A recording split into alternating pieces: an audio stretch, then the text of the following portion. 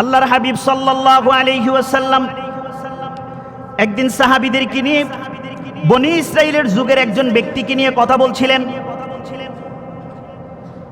আল্লাহর হাবিব বলতে লাগলেন, একজন বনি ইসরাইলের যুগে এমন একজন ব্যক্তি ছিল যিনি সারা দিন জিহাদ করতেন আর রাতের বেলা দাঁড়িয়ে দাঁড়িয়ে ইবাদত করতেন।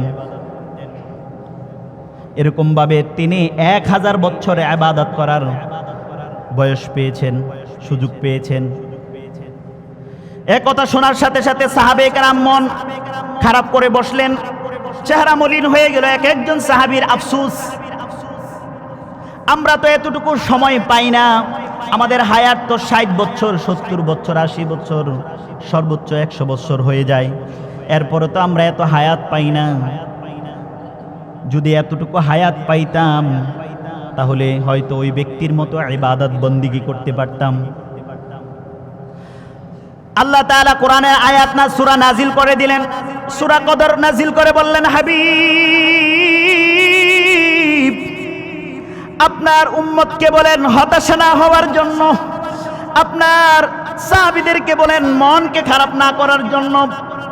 উম্মতে মুহাম্মাদির মর্যাদাকে আল্লাহ পাক রব্বুল আলামিন এত সমুন্নত করেছেন, এত মর্যাদা বাড়িয়ে দিয়েছেন, এত মর্যাদা বাড়িয়ে দিয়েছেন। তাদের এমন একটি রাত রয়েছে, ওই এক রাতের ইবাদত আর বনি ইসরাইল যুগের 1000 বছর ইবাদতের সমপরিমাণ মর্যাদা আল্লাহ পাক রব্বুল আলামিন কদরের এক রাতের মধ্যে দিয়ে দিয়েছেন। আল্লাহ পাক রব্বুল আলামিন কোরআনুল কারীমের মধ্যে বলেন, লাইলাতুল কদরি খায়রুম মিন আলফি শাহর। হাবিব ওমা আদরাকা মা লাইলাতুল কদর, আপনি জানেন কি কদরটা কি? লাইলাতুল কদরি খায়রুম মিন আলফি শাহর।